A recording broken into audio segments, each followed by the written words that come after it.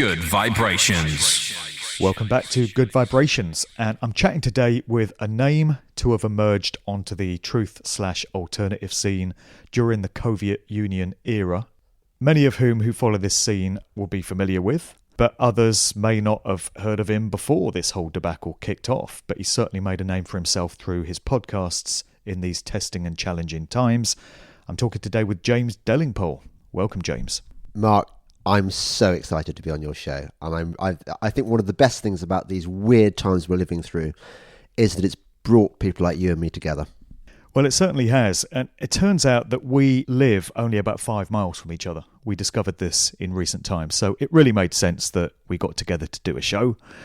And it's an interesting thing because I was talking to you just before we started the show. I moved up to these parts. We're out in the sticks. We're out in the wilds of Northamptonshire here. And I moved up here from Oxfordshire in 2020. And very quickly after that, I met a friend who curates these pub sessions that we have on a Tuesday evening, which have really grown. We've got like 25, 30 people turn up each week now, and there's lots of networking that goes on, lots of exchanging of ideas and such. And he reached out to me when he heard me say that I was moving to these parts. And he said to me, this is a very special part of the country. It's Freemason Central, apart from anything else, apparently. But it's a very special region, and it chooses you. You don't choose it. It kind of draws magnet-like to itself those who need to be here. And I feel there's some relevance to that. That phrase really resonated with me. I mean, how do you feel about all that? Totally. I've felt in the last 2 years, in fact, it was bubbling under before then, but I felt some kind of calling. I sometimes describe it as a holy mission from God. But I look back on my past life, and I look back at all the crap I went through to get where I am now. And I hated it at the time. And I pretty much had a nervous breakdown. I lost all my money. I was driven out of London. And at the time, I was like, why me? What did I do to deserve this horror? But one of the things that came out of it was that I moved to this very special place that we live in. I live on a large country estate. I don't own it, unfortunately, where apparently there are lots and lots of ley lines. And if I were drawn here mysteriously, I wouldn't be surprised. I really think that what's happening in the world now has been it is an apocalypse, which literally means an unveiling. And I think so many of us are discovering truths about the world which we never imagined could be the case in our normie lives. And suddenly we're being shown how it really is. That's right. And in terms of that comment about this place drawing you magnet-like to it, certainly I've had the sensation quite a few times since I moved into my home here that it just felt familiar. It was like pangs of deja vu.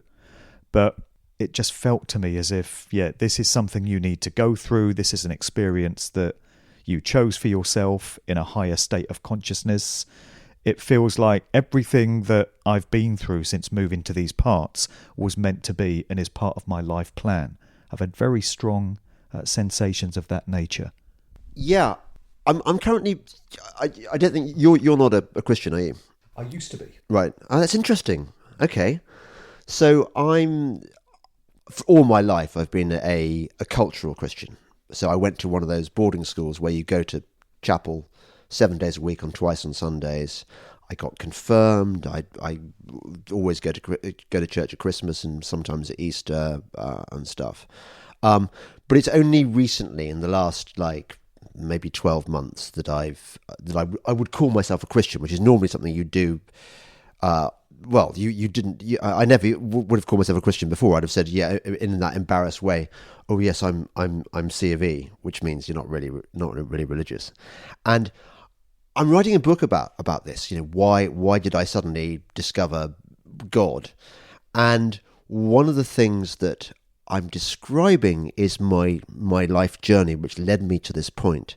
And when you're living through it, your life makes no sense. You can't see the patterns. But gradually there comes a point, and I think I've reached this point now, where you look back at your past and you realise that everything was leading to this point. What you were saying earlier on about how our higher state of consciousness, what was the album title you...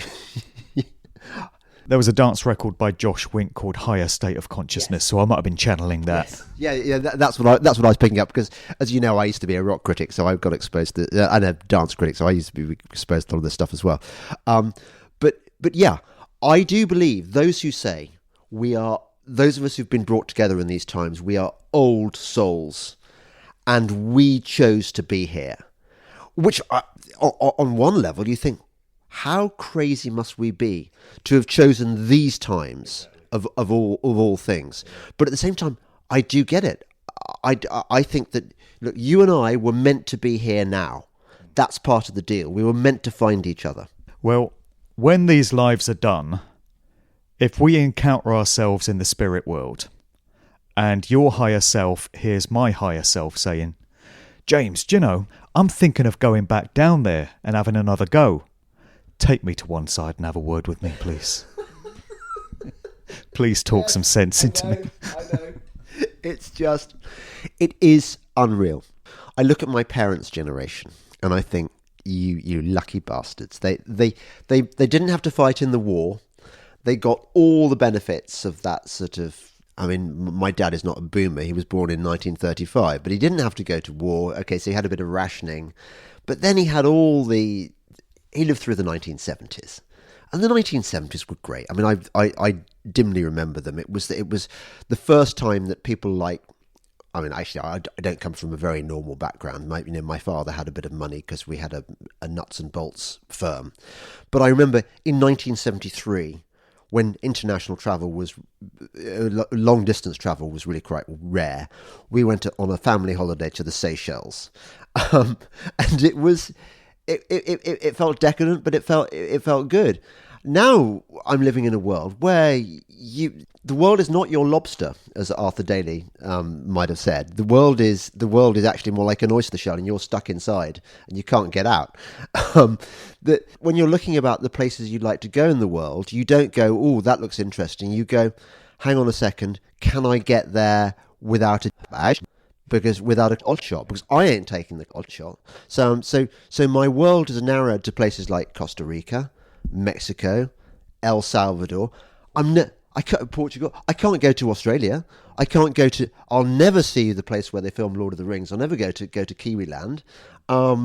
So many places you just can't go to anymore. It's crazy. And that's what I'm missing the most, to be honest, from these times, because I used to travel a lot. I used to travel widely as a DJ, and then when that career fizzled out and I started doing what I'm doing now, I started to get invitations to do conferences overseas and go and meet interesting people over there, and I can't do any of that now unless this madness ends and that all returns, and we'll get on to that. I think you're slightly older than me, but I do remember the 1970s. It was a great time in many ways. I've got fond nostalgic memories of that decade.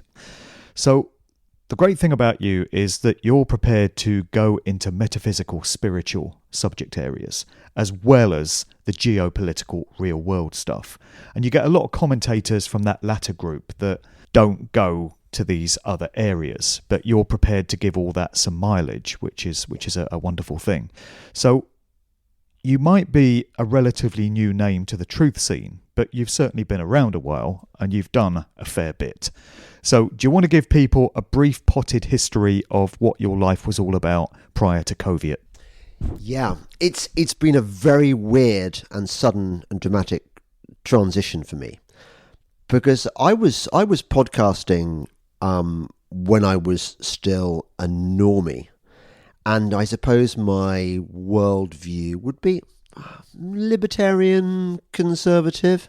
I believed in small government and stuff, but more to the point, I believed the narrative. I believed the false narrative that we are indoctrinated with from birth, pretty much. I believed that man obviously had landed on the moon, and that anyone who doubted such a thing was a tinfoil hat crazy, because why would they lie to us? I mean, what possible reason would they, whoever they are, have for spending, billions of dollars on this project when they knew that it was a lie? Who would do that? Who would be so morally corrupt as to lie in that way? And I thought, well, 9/11. Obviously, that was planned from a cave in Afghanistan by a man called Osama bin Laden, who wasn't at all a CIA asset. Because, I mean, imagine that. Well, why would the CIA be recruiting a terrorist to be doing this stuff? I had a very traditional establishment education, let's say. So I privately educated. Then I went to Oxford, and I rubbed shoulders with a lot of the people who are now busily messing up the country. So first of all, one of my friends was David Cameron. Another one was Boris Johnson. Another of my very good friends although I didn't know him at university, was Michael Gove. And it's really weird. Now I understand what I didn't understand at the time. When I was at Oxford, I desperately wanted to be accepted by the establishment. I wanted to join the establishment. I thought that was the natural progression. If you have this education, you want to get on, and eventually you end up Sir James Delingpole, maybe Lord Delingpole, and you want to be part of this system. And I could never understand why, even though I was friends with a lot of these people, I never felt fully accepted. They saw something in me that I did not yet recognise in myself, which is that actually I'm not an establishment figure. I was never prepared to play the game. And they need you to play the game. You've got to believe in the system.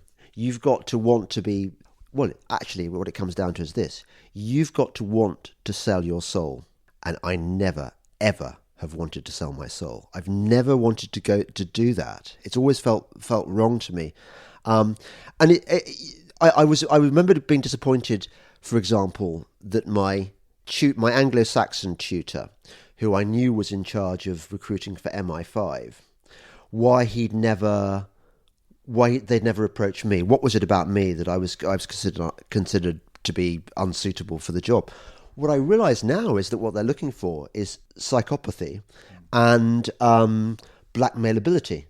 They want the very qualities you think that they don't want. Skeletons in the closet. Skeletons in the closet. So, yeah, I understand so much about my previous life now that I've gone down the rabbit hole, which is odd. So I've got a friend who attended Oxford University, and it sounds like it was round about the same period as you, because he remembers David Cameron.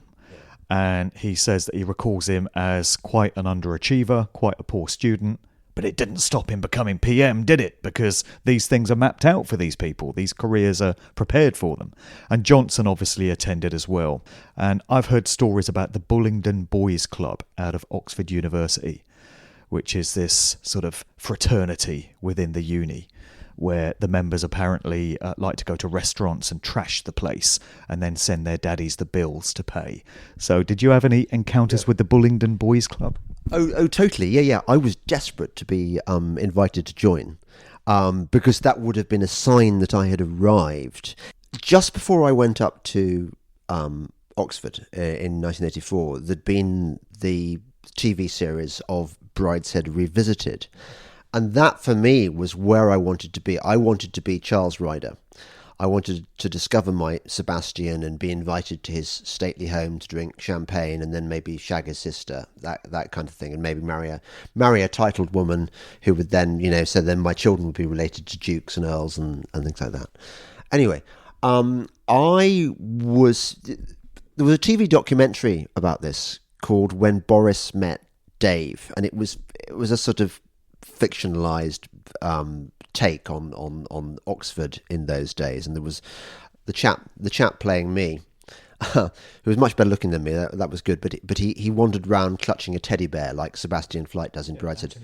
Yeah, but Anthony Andrews. But I never did go around clutching a teddy bear called Aloysius or anything else. But I did want to be in the Buller because I rather liked. They have a fantastic tailcoat with kind of cream and yellow facings, silk facings, and I think it's navy blue. And I thought at the time this would be a a good bird pulling device. I felt I never got enough sex at university. Maybe that's lots of people's experience. I don't know.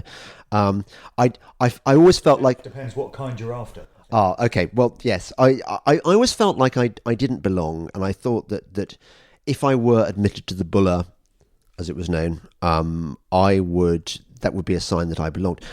And when I was in my third year, when I was living out of college, the Bullingdon Club did come to my house. And before, you've been admitted to the Bullingdon Club when they trash your room, they destroy all your property, your record player and stuff.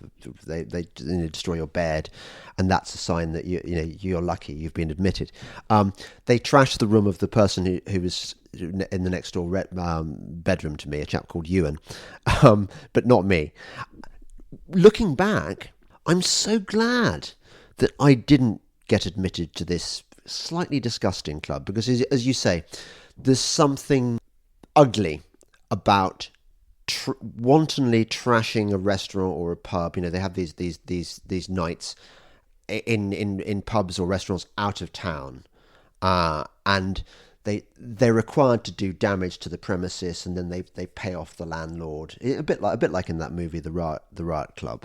There is this compulsion in these drinking societies to drink to the point where you're not really responsible for your own actions, where you vomit, where you trash things. I mean, I got that drunk on occasion when I was there, because I felt it was my duty. But when you're a grown up and you look back, it's actually rather horrible. These spoilt young men, age 21 max, doing damage and paying for it with money they have not earned themselves. That sense of entitlement and stuff. It's an ugly thing. It's something that anyone who's not been through that kind of situation would find difficult to understand. I'm actually from Oxford. I was born in Oxford, but I never went to uni. I was never a part of the academia of that city. So for people like me, it's a different world, what you've just described there. And we've heard all these stories about David Cameron getting it on with a pig's head and all these strange ritualistic activities which make no sense to anyone outside of these fraternities. Some very bizarre traditions, and a lot of it is steeped in occultism, I would suspect. There's a lot of ritualistic components to what goes on. It's interesting, isn't it? That I don't think that you're aware of it at the time. Look, I wasn't in the Buller, but I was in a few drinking societies, and what I remember was almost being required to do this stuff against your better judgment and against your instincts. So I never really liked getting hog whimpering drunk. I've always been a dope head rather than into alcohol, and yet you are required to drink lots and lots of alcohol to the point where you throw up and do bad things. It's almost as like you've been demonically possessed, or it's almost like you have no choice in the matter. You are undergoing these rituals that generations have undergone, and I'm sure that maybe the Hellfire Club was similar. So to that extent, yes, you are carrying on a kind of on a tradition you beyond your control. But how much you are conscious that you are performing kind of satanic rituals, I'm not really sure. I think you're just when you're that age, you're really kind of a bit stupid and immature. Yeah. I think that's what it comes down to. I don't think there's, I knew Dave Cameron pretty well. In fact, he smoked dope with me, and we used to listen to Supertramp albums. Wow. Because the Weedheads in those days were not. It was much more of a drinking culture. It depends from generation to generation, but we were definitely a drinking culture. And I decided by that stage that I preferred having a spliff. So Dave and another friend would come up to my rooms in Christchurch, and we'd listen to Supertramp albums, particularly Crime of the Century. And we called it the Flam Club, because I think Dave had discovered that a flam is several. When the drum when the drum makes that noise, so it has a sort of rich a richer sound, and there are quite a lot of flams on Crime of the Century by Supertramp. You take my word for it.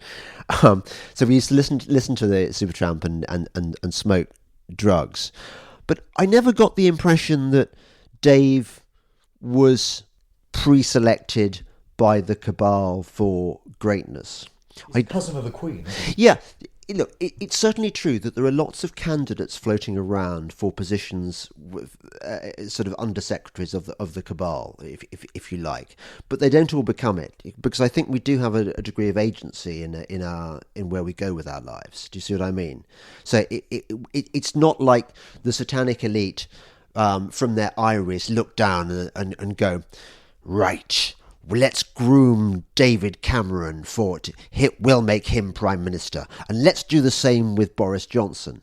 I think that these opportunities are available to them, and some of them come good or come bad in our terms, and some of them go in different directions. I think that's how it works. So you think it could be that it might take somebody like Cameron to get to his 30s or 40s before it's decided that he's going to be shuffled in as PM, rather than something that was decided at childhood?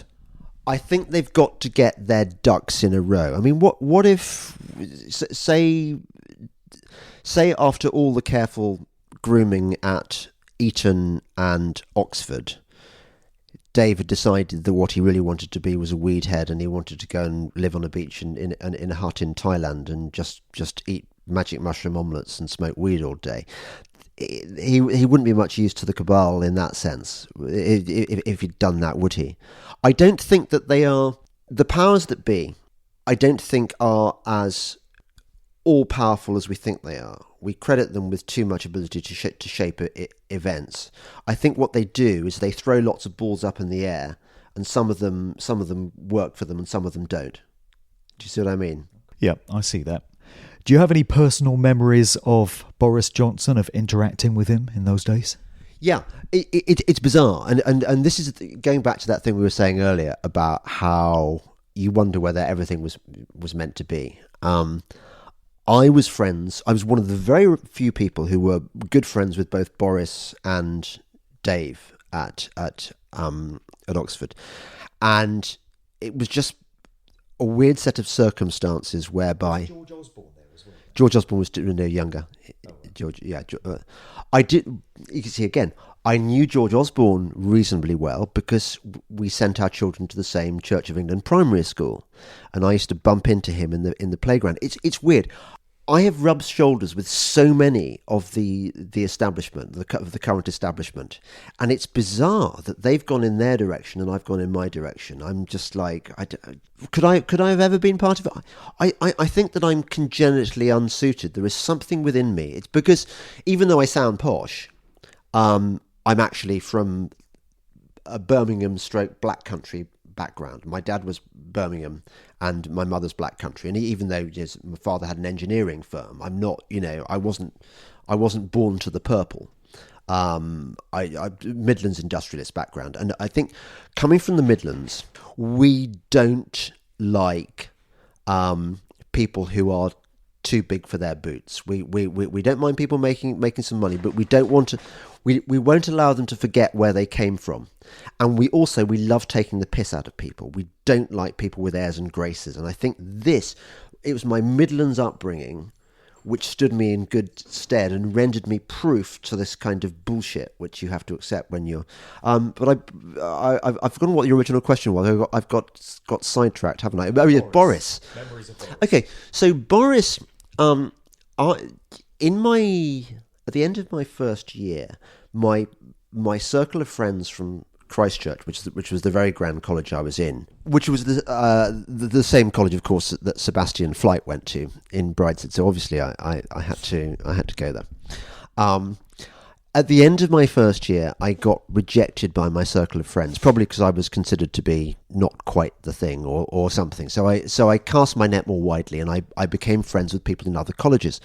And one of the colleges I became friendly with was Balliol, which is odd because Balliol is traditionally one of the enemies of Christchurch, because Christchurch is considered to be for toffs, whereas Balliol is very proudly academic and very, very left wing. And it was in Balliol that I became friendly with Boris. And Boris at the time He was president of something called the Arnold and Brackenbury Society, which was a society. I don't remember, it was a debating society or something, but they had an annual dinner where I think you had to toast a stuffed owl or something like that, and Boris was there, and I remember being invited to the Arnold and Brackenbury Society, and I saw Boris around quite a lot. He didn't have any close friends because he was much more of a shagger, much more ladies' man. Boris bagged for himself the prettiest girl in the university at the time, a girl called Allegra Mostyn Owen, who was a Vogue cover model. How? Because he's had this sort of sexual magnetism, which women find. I know. I don't see it. No, but he's not after you and me. He's after girls. But there's a famous story that Boris said. That he had not had to have a wank since the age of 14 because sex had been on tap for him all the time. I mean, he's a massive shagger. And he's got this little boy lost quality that girls find very attractive. You and I find it mystifying, but yeah, they like that kind of rumpled... I know. I think it helps having that blonde mop of hair and that... And also, he can be quite witty...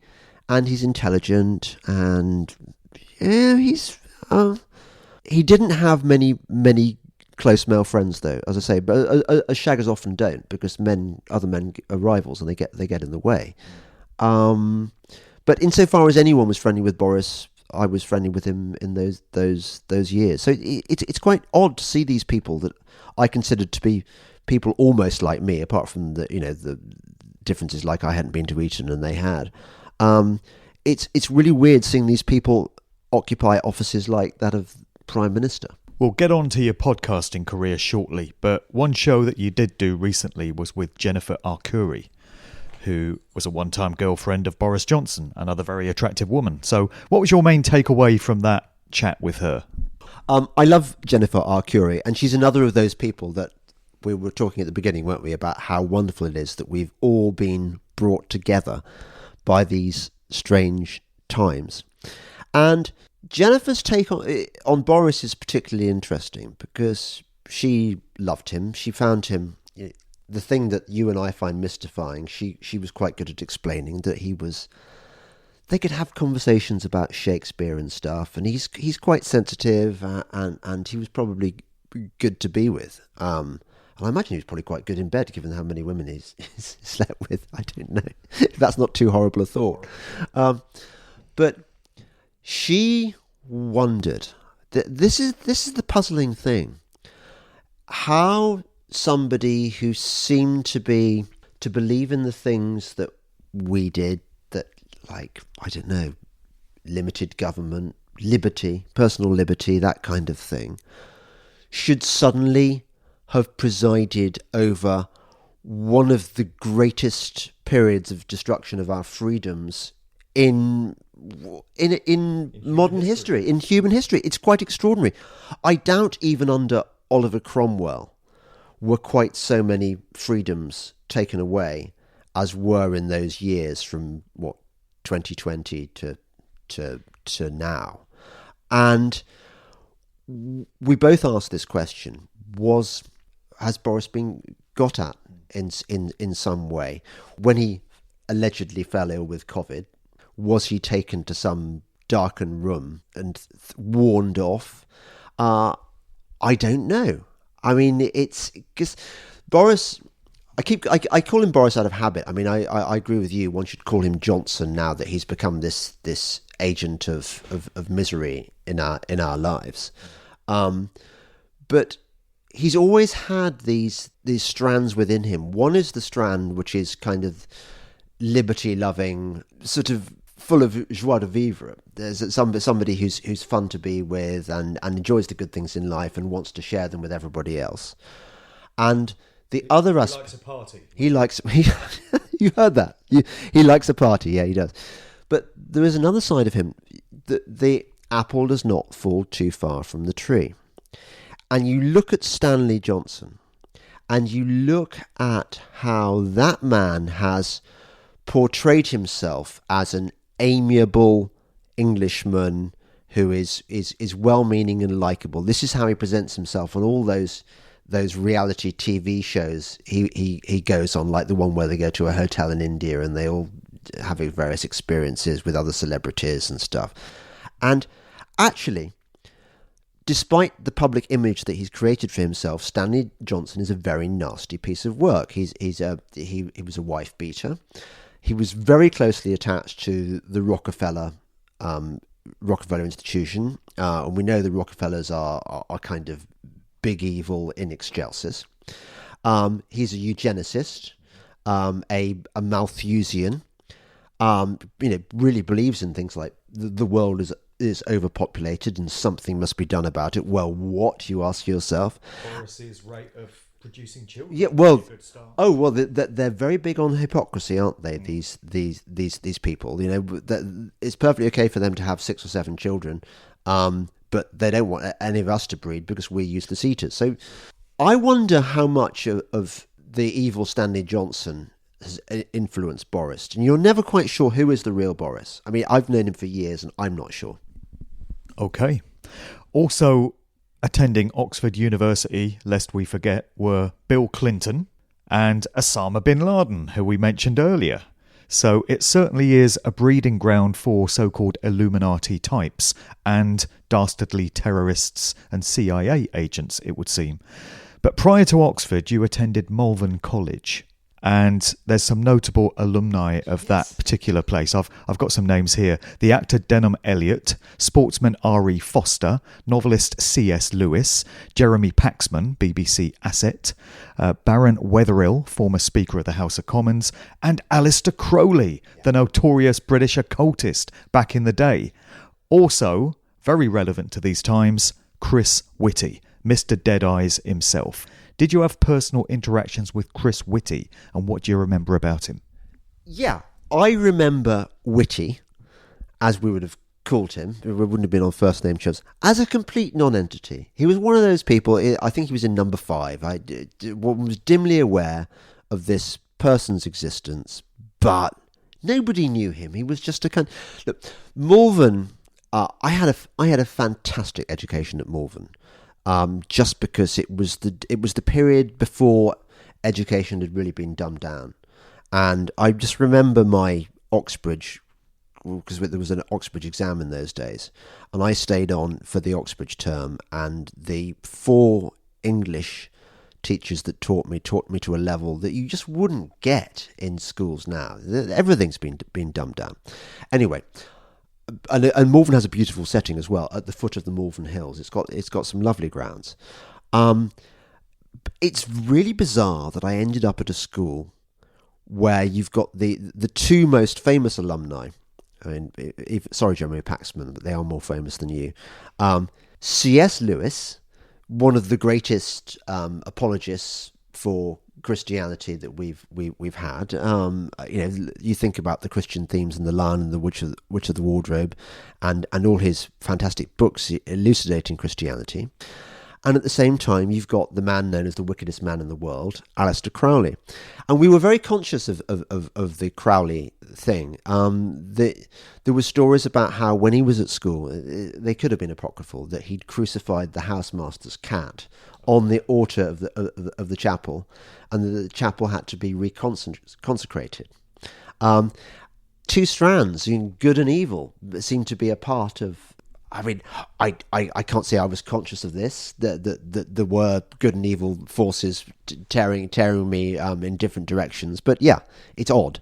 So, Whitty was a real person, because there's some people questioning where he came from and whether he's some sort of invention for these times, but he's got a past that can be documented, and you've got some memories of him there, although, as you say, he was pretty unspectacular back in those days. Yeah, I kind of wish I'd known what I know now.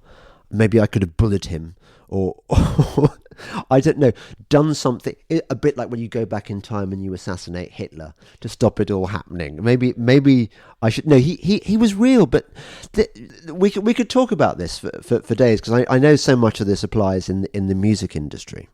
For example, you've written about this. Jim Morrison being the son of the guy who was in charge of the Gulf and Tonkin, and you think, well, okay, so maybe these people are pre-selected, but at the same time, how do you account for? I mean, I quite like This Is the End in some of the Doors songs. There must be some underlying talent there. I don't know how it works. The Doors, yeah. Well, we can get into that in the interview that you do with me. I've certainly got some thoughts on it, but I'm very interested in your own experiences here because you had a fascinating background. Yeah. And in Normieland, in the mainstream world, you were known as a newspaper journalist for many, many years with a successful career there. I know the question that most of my audience would want me to ask you, what is it that caused you to take that leap of faith and come over on the side of right action and truth? Was there a single moment of epiphany, or was it a gradual process, or what was it that led to that? It was both, if that's not too complicated an answer. Okay, so as you've said, I was just completely mainstream. I was 10 years on the Telegraph. I have a column in the Spectator, weekly column, and now I've got just a fortnightly column. My last toehold in the mainstream media. They still have you? They do, but only let me write about TV. So it's like, because at least he can't go. He can't say anything too naughty. He's just reviewing TV programs. And I'm bloody good. I think one of the reasons I'm an asset to our team, your team and my team. What team would be called? We're not Team Normie. We're Team Truth. One of the reasons I'm such an asset, I think, is that I carry this audience from my past who take me seriously as a journalist because they know I was really quite good at it. I mean, I can certainly write. I hated doing the news journalism side of things, but I was a very good feature writer. And a lot of people have come on the journey with me. And my journey began, to finally answer your question, was where it really began was in the Trump election, the Trump-Biden election. I knew that there was no question that Trump was going to win that election, and all the evidence pointed towards him winning. And then suddenly, in the middle of the night, you could see it in happening in real time. The sort of votes that were going for Trump were suddenly going to Joe Biden, and you're thinking, well, hang on a second, don't worry. It's going to be sorted out at the recount. There's no way that the leader of the free world is going to conduct corrupt elections, because that sort of thing happens in banana republics and Islamo-fascist states, and I'm using the terminology from the old world that I used to believe in, and what else? I mean, just crazy places. But no way is the leader of the free world going to allow this offence against democracy to take place. And instead, I watch aghast as the individual states refuse to take the issue seriously. That the Supreme Court, which I thought was the bastion of freedom, that America's checks and balances, that even if one area was broken, the Supreme Court would sort this out, and instead they were ducking the opportunity. And then you learn details like the Chief Justice of the Supreme Court, Justice Roberts, appears to have made visits to Epstein Island, and suddenly you think, hang on a second, this world that I believed in, where truth and justice and honesty prevailed, doesn't seem to be working. Now, why is that? And then I started asking the various questions. And once you go down the first rabbit hole, you find there are all these parallel holes and different entrances where the bunnies lead you into ever darker, more mysterious places. And once you're down, you can't go back. What kind of flack have you copped since sticking your head above the parapet? Because I've been looking at the situations with the very few musicians that have spoken out about the tyranny. There aren't many. Van Morrison, Ian Brown, to a lesser extent Eric Clapton. But these guys have been absolutely savaged by their own fan base. I've been reading the comments on their social media, and there's comments like, come on, Van, you're a good musician, but you don't know what you're talking about when it comes to this. You become a tinfoil hat-wearing conspiracy theorist, mate. I'm not listening to your music anymore. You've lost the plot.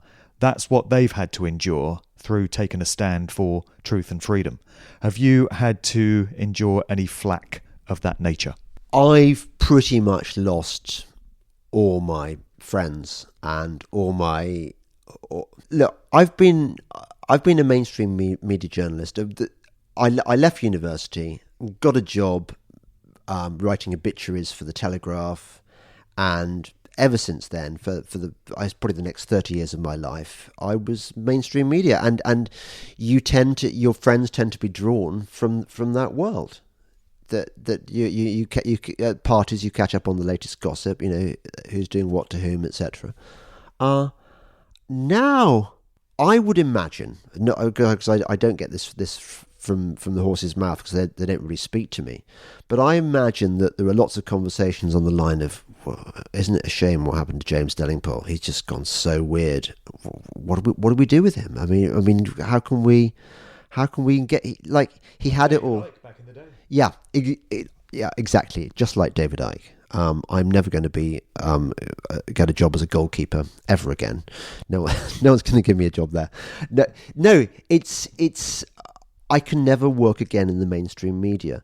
Not least because, if you see some of the tweets I tweet about the Mail, which used to be a big payer, and I used to get, half a dozen mail pieces a year would help pay for your bills. I've even written for the Sun. I've spent the most of my working life, I'd say, on the Telegraph, and I now look at these organs, these diseased organs, with just nausea and disgust, because they are so clearly agents of deep state propaganda. I'll give you one example. So we still get the Telegraph, but only because my wife is in the habit of, she's old school. She likes a paper in the morning. And yesterday's edition had the picture of a really fanciable, pretty girl in soldier's uniform in a trench in the Ukraine. And I'm thinking, why is our mainstream media so hot for war with Putin? Well, we know why. You and I know why, and your listeners know why. It's because war is the perfect distraction when you've completely messed everything else up. But it's nauseating to see newspapers trying to whip their readership up into a jingoistic, saber-rattling frenzy. And look, a pretty Ukrainian girl fighting against the evil Russian bear, fighting for her. It's just so transparent. Even if they offered me a 500,000 a year column, I wouldn't take it, because I wouldn't want this tainted money. Anyway, it would be taxpayers' money, because the entire newspaper industry has been bankrolled by the taxpayer for the last 2 or 3 years, in the name of the government's been paying advertising rates at book rate, not at the discounted rate that any other advertiser would have to get. They've been propping up the newspapers, and the quid pro quo from that from the press has been to regurgitate whatever lies the government wants to chuck at the readership. There comes a point where you realise that you've burnt so many bridges that there's no way back to the old world, even if you wanted it. I'm completely unemployable by any corporation now. All they'd do is a quick background check on my social media, and I'd be persona non grata to any company. What a blessing. Isn't that fantastic? Because I'd never want a job like that again. I've got an entirely new existence that I've carved out for myself, or that creation has carved out for me. But you realise there's just no going back. You reach a point of no return, and I think you've gone beyond that. Yeah, I don't know much about football, but I do feel like Millwall at this point. No one likes us and we don't care. And it's very, very liberating not to have to be in a position which so many, in fact, almost all of them, all my mainstream media colleagues are in, whereby they have to remain within the confines of the Overton window, the acceptable bounds of public discourse, in order to keep their miserable wage slave jobs. And that I love Toby Young, who I do my London Calling podcast with, but Toby is desperate to not to blot his copybook with employers like the Mail and or the Sun or whatever. So he can't join us down the rabbit hole. He knows this, and what matters to me more than anything is to be able to sleep at night and to be free. I really, really, really value liberty and being able to speak my mind without fear or favour. After all, isn't that the whole point about being a journalist? Like, isn't the quest for the truth, wherever it leads you, isn't that the otherwise you could get a much better paid job. But if you're going to be a journalist, and if the truth isn't your watchword, then you are wasting your time, I would say. And yeah, it's cost me in terms of friendships. It's certainly cost me in terms of work, but I really don't care. I really, really don't care. I'm very happy where I'm happy in my skin, and that's what more could one want? And how many can say that, honestly? And how many of your former colleagues and people that have been through a similar background to you, pieces of the establishment furniture, do you feel secretly realise there's something not quite right with what's happening in the world, and maybe they would like to take the kind of leap of faith that you have, but they're held back by concerns over their career, their salary, what people might think of them, falling out with their social circle, what consequences or repercussions there might be for them? Do you think there's more than we might imagine out there of that nature? Do you know what? This is going to surprise you. I don't think that there are many of those people, that whole group that we've described, the media, who are thinking, if only I could be more like James Delingpole, if only I could have more integrity, if only I could be happy in my skin. Because I think that a lot of what they do involves telling a deep lie to themselves, a lie so deep that they believe it, which is that they believe in the paradigm, genuinely believe in it, rather than just sort of just spouting the rubbish in their columns. They don't say this stuff because they don't believe it. They say it because they do believe it, which is an odd thing to think. But then I remember how I was 2 or 3 years ago. I too believed in the paradigm. The personal cost of not living in the paradigm. The blue pill, red pill thing, I think, captures it rather well. Most people would rather go on eating juicy steaks, even if they know deep down somewhere that the steak doesn't exist, than they would to take protein pills. You and I have chosen to take the protein pills and live in and see the truth. Most people, I think, would rather not see the truth and just go on having their old normie existence. Yeah, it's an incredible thing that I muse on often, why it is that there's a small number that are able to see it and that have the courage and the backbone to actually take a walk on the wild side and do something about it, whereas the vast majority seemingly don't, unless they're lying to themselves and they're making themselves believe in the establishment's version of everything so that they can sleep at night and go along to get along. It's a dynamic that I reflect on so often. There's another thing you mentioned there about courage, and I think that people are generally cowardly. I think that they want to preserve. They want to pay off the mortgage, and they want the nice lifestyle and stuff. And I mean, look, if you're working for the Mail, you earn enough to send your children to private school, and you get a decent mortgage and stuff. So it's partly not wanting to give up the lifestyle, but I think partly it is people are lacking courage. I can't blame them for that, because I think you are born with the disposition you're born with. But I've always had within me this kind of I've always wanted to prove myself. I've always felt it's very important to do the right thing and do the brave thing. I'm drawn to dangerous pursuits as part of this, and I think a lot of people just aren't. It's not in their makeup to be brave. So I'm not really judging them, because I'm blessed with this thing. I'm lucky enough to be brave. The downside of this, of course, is that my poor family, they bloody hate it. You don't want a kind of a dad who's taking all these personal risks all the time and sticking his head above the parapet, because I could get I mean, I could get offed on some occasion by the cabal. That is a possibility. But I'd rather live with that possibility than lie. It's a very rare quality. You must be quite a fast learner, because you said the 2020 election, November of that year, really kind of shook you out of your mind-controlled trance. And within a very short period of time, you'd launched your Delingpod podcast, and you were having some high-caliber guests on. Yeah. So you really got moving very quickly, didn't you? I did. I'm a quick study.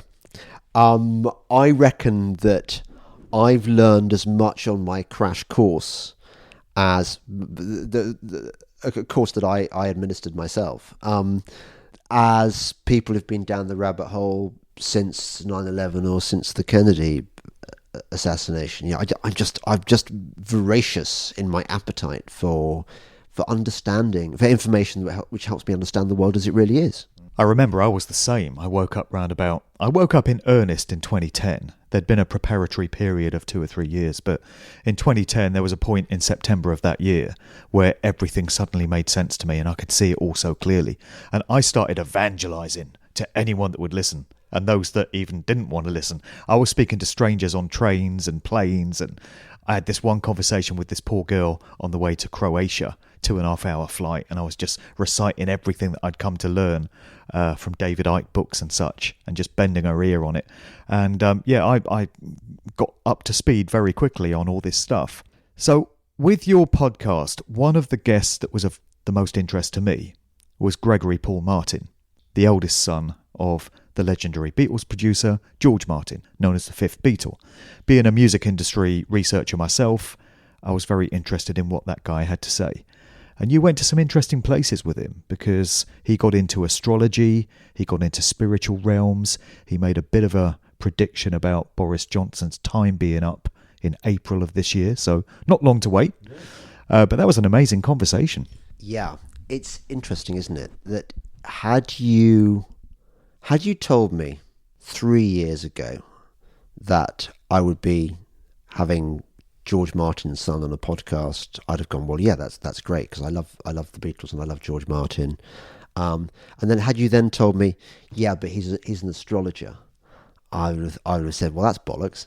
Not we know about astrologers. They're like Mystic Meg. They're these joke figures that a tall dark stranger will run over your cat if you're Aries. But what I wouldn't have understood 3 years ago that I understand now is that part of the spell that we're put on under. I think normies are all living under a spell, and we are conditioned to think in a certain way and to believe certain things, and we're driven away from other things which might lead us to the truth. And although as a Christian I'm not going to do too much astrological dabbling myself, because we're kind of warned off that stuff, at the same time I know that astrology is real and it works, and that this has been known to man for, well, pretty much as long as we've been here, and perhaps this knowledge was given to us by the previous civilizations, Atlantis and so on. But astrology undoubtedly works, and if he is predicting that there's going to be a kind of defenestration of Boris in April. I think you mentioned a lynching, didn't you? Yeah, he did. I don't want to see people being lynched, but I do think a popular uprising is long overdue. Historically, popular uprisings tend to end badly, but I think that the world is now so broken that we're going to need some kind of mass revolution of some kind, because the system is so corrupt and broken, it needs to be rebuilt anew from the ground up. A question that I get asked a lot, and I find difficult to answer, because, after all, I'm just a fucking DJ. I'm going to produce a book one of these days, and it's going to be called But What Do I Know? I'm Just a Fucking DJ. So you've been a newspaper journalist, so you're in a better position to consider these things than me. But people ask me all the time, where do you think things are headed, Mark, with this COVID agenda? Is it going to crumble? Is the truth of this whole fraudulent scam going to break the mainstream? Are people going to get wise to this genocidal agenda that's been going on, and how much damage the Afghans have been doing? I know you'll get this question all the time as well, but if I were to ask you that question today, what's your standpoint on it as things currently are? I don't like making predictions just because there are so many variables, and you look like a prat if you're, or rather, it's not so much that I don't mind being made to look a prat for my own sake, but I do believe in the causes that I fight for, and I don't want to do damage to the cause by enabling my critics to say, well, you predicted this and you're wrong. That said, I think that there are things that one can be certain of. One of them is that more and more and more people are going to join us awake people. It's inevitable. This is that the cabal, the powers that be, have revealed themselves finally. They've been lurking in the shadows for decades, if not centuries, if not millennia. I mean, since Babylonian times. But the last 2 years have forced their hand, and they've revealed themselves in a way that perhaps they wouldn't like to reveal themselves so obviously. So there will be this process of waking up. I think that people are going to become much more aware of injuries. There are going to be calls for reparations from the government, for heads to roll.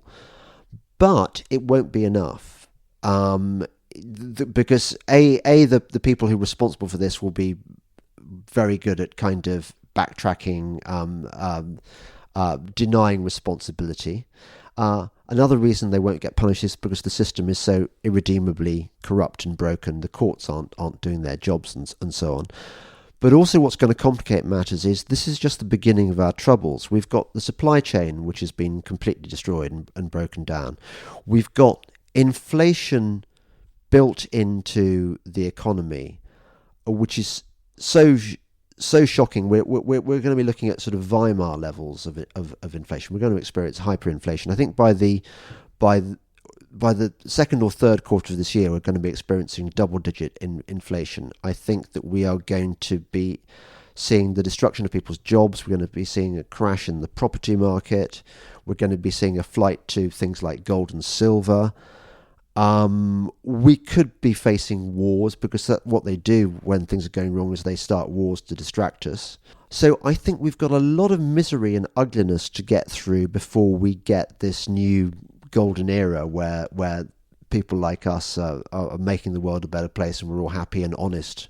The thing I'm really looking forward to is where people can be honest about things, that secret societies no longer exist, where decisions are not taken behind closed doors, where our elected representatives, if we still have such a thing, actually look after our interests rather than their interests.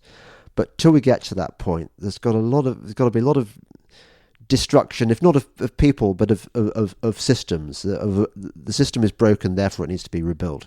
There's 3 legal cases going on at the moment. There's Rainer Fulmich and his Coronavirus Investigative Committee, where he's got the team of lawyers from all over the world. It's being dubbed Nuremberg 2.0, even though he himself says he doesn't like that term. You've got Michael Obanisia's case. You interviewed him on your podcast, so you're familiar with that. Private criminal prosecution for what he calls murders of the old folk in the heads. And you've got the Met Police complaint that's been filed by Mark Sexton's team with Philip Hyland, Lois Bayliss, Dr. Sam White, that whole crew. Critics of these say that they're going to go nowhere. There seems to have been a disinformation campaign. The trolls have come out to play when it comes to the Metropolitan Police case, because there's lots of claims online that they're not investigating, that they've dropped it. I've spoken to the team themselves and they've said absolutely not. We've not been told that they've dropped it. So as far as they're concerned, it's still active, but they want people to think that it's going nowhere. And then critics of Rainer Fulmich's case and Michael Obanisia's case will say, well, they're never going to get anywhere because they're using the system's own apparatus. And obviously they're going to close ranks. They're going to bring in some high-ranking person to preside over it, and the whole thing is going to get shut down. Do you have any optimism as to any of those things going anywhere and achieving some very real, tangible results? I would say that the worst thing, and you must have experienced this, of being down the rabbit hole, is that everyone is so paranoid, and sometimes people can be rather too negative. Debbie Downers. Yeah, exactly. And I've got this Telegram chat group, and sometimes I get the feeling that I'm the only person in the world that they more or less trust, and that everyone else is controlled opposition. I mean, I don't know what they say about Mark Devlin, but it's quite possible they think that you're, I don't know. Few people do. Do they? MI5 agent, Satanist, Freemason, that sort of thing. This is the bizarre thing, and I'm sure they'll start saying this about me. So some of the more suspicious, let's say, members of my group, for example, look at Rainer Fulmich's videos, and they see that in the background he's got a black and white checkered floor, which we know is a symbol of Freemasonry, and also there's a suit of armour which is representative of allegedly of a certain level of Freemasonry, and so on and so forth. And I think that we need to use our discernment more. And look, if somebody, okay, for example, if Novak Djokovic is speaking out against and speaking in favour of a healthy lifestyle, advocating Wim Hof breathing, talking against Big Pharma, then I don't mind too much that previously he's done stuff for the World Economic Forum. I think that we need to take our little wins where we can.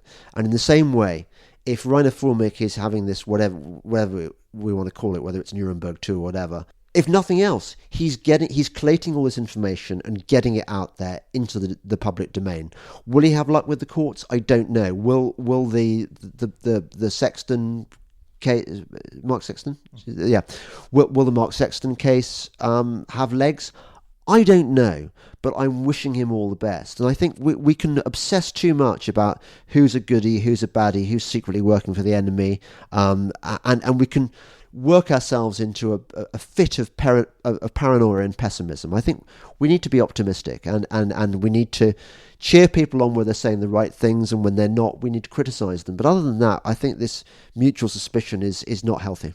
Just picking up on the point about Rainer Fulmich and all these accusations of him being a Freemason, of course these suggestions are often put out there about David Icke. And people say he's a Freemason, he's part of this secret society, or he's an MI5 agent or whatever. And I have to question what the value would have been of putting him out there if he really were any of these things. Because he personally woke me up. It was his books and his work that put me on the map. And I know from the feedback that I get that I have personally woken up tens of thousands of people, possibly hundreds of thousands, because they tell me that it was down to my work. But my work wouldn't have happened if he hadn't given me my start. So where would be the value in probably now millions upon millions of people around the world discerning truth if he was some kind of agent? It doesn't really make too much sense. I feel exactly the same way on that score. And people say, well, of course, if he were really one of us, he wouldn't have been allowed to live because of all that information. And they say it about Alex Jones, don't they? That he's a CIA asset. It may be true, but even if it is true, as you say, their work is done. They've given us the information that we need. They've given it, even if only 85% of what they say is true, and the others is just kind of distraction. That 85% is really valuable, and I think David Icke's done fantastic work. And people obsess about lizards. Well, hang on a second. How do you know that there aren't? I'm a Christian. I believe that there is this entity who is all-seeing, all-knowing, all-powerful. He made the world, and he's this Trinity: the God the Father, God the Son, and God the Holy Spirit. If you're of a mindset that you can believe in this stuff, and genuinely believe it, why is it such a big ask to believe that there might be these demonic entities with lizard heads? How do you know? Where's your proof that they don't exist? I'm not saying they do, but I'm saying people can be too sure about stuff, and I think our job is to take what we understand is good and true, and be skeptical about the stuff that we're not sure about, and reject the stuff that is wrong. That's all we do. We don't play this game of, oh, you're a CIA asset, you're controlled opposition. Well, as you well know, opinions are like arseholes. Everyone's got one. And in this game, everyone's got an opinion. And it's not as if people present it as, well, I think this, or my research tells me that. They present what they believe as fact. David Icke's a Freemason. You can't trust him. He's working for this organisation, without a shred of evidence, but they're so assured of it. It's a lot of ego, and people really need to get that into check if they're truly going to evolve spiritually. It's been an awesome chat, James. As we start to wrap up, do you want to let people know about your podcast, which has become very popular very quickly? Where can people access that, and what else are you up to that you'd like to advise the audience of? Thank you, Mark. This is something I'm really, really bad at doing on my own podcasts, and I've been told I've got to get better because I won't be able to survive otherwise. Because now my entire living is dependent on my podcasts.